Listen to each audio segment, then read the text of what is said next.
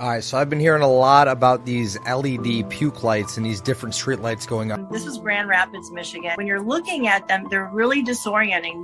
These lights are different than the light that comes from our, let's say, our cell phones coming at us, because when they're using lasers, but then they use a diffuser so that when it goes out, about 30,000 spots in your face are indicated, 30,000, but it's diffused, so it's not as irritating as well. He said these don't have diffusers. These are really harsh on our eyes and not good for us to be around in general.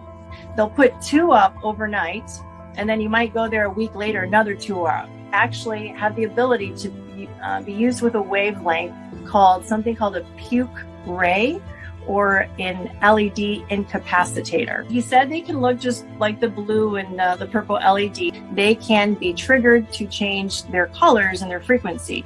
So how does this work on a human?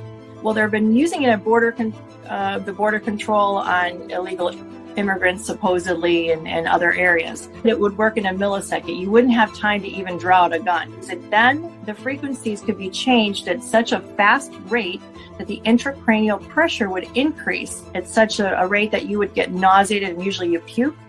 Your vision would be disoriented. You'd just be disabled. They claim that once it stops, that you could regain your ability to walk and see within minutes, but there's been discrepancy. He says, no, that's not true. Not always does that work. It's designed for AI to ultimately control it. Meaning, he says, right now, our facial IDs are our digital IDs. And he said, there's only one reason to put these lights up. Only one. He said, it's to harm humans. That we need to talk to our sheriffs, our city councils, and inform them what these are, because he says they don't even know what they are. These are things that we should look into. So I broke it down. This is going to be a really good video. I found a lot of stuff. All right, so there's 2 different types of technologies that can actually cause you to throw up and disorientate you and incapacitate you. One is with light and with sound, and the other one is with radiation frequency radiation. That's RF radiation. I just want to break down the first one. It's called the puke ray, or the lightsaber, the dazzler, or the LED incapacitator. It was invented in 2007 by Bob Lieberman and Vladimir Robsov.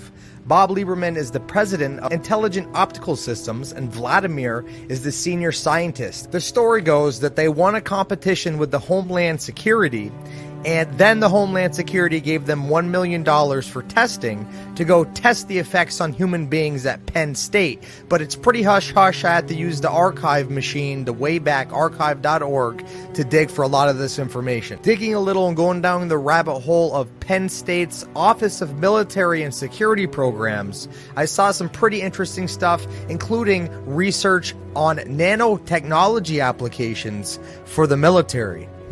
Way this lightsaber, this dazzler, this LED incapacitator works is has a built-in rangefinder that targets eyeballs and has a series of pulses in a specific pattern that dazzles you, and some of them change colors, other ones are just different patterns. These lights and patterns change so fast that your brain doesn't have time to adapt, and it causes pressure in the brain, causing swelling, making you puke. And there's also audio components that I haven't got too far into. I couldn't find a lot about that. These streetlights have audio, Wi-Fi, 4G, and some of them are 5G. I have PDFs on all of this stuff.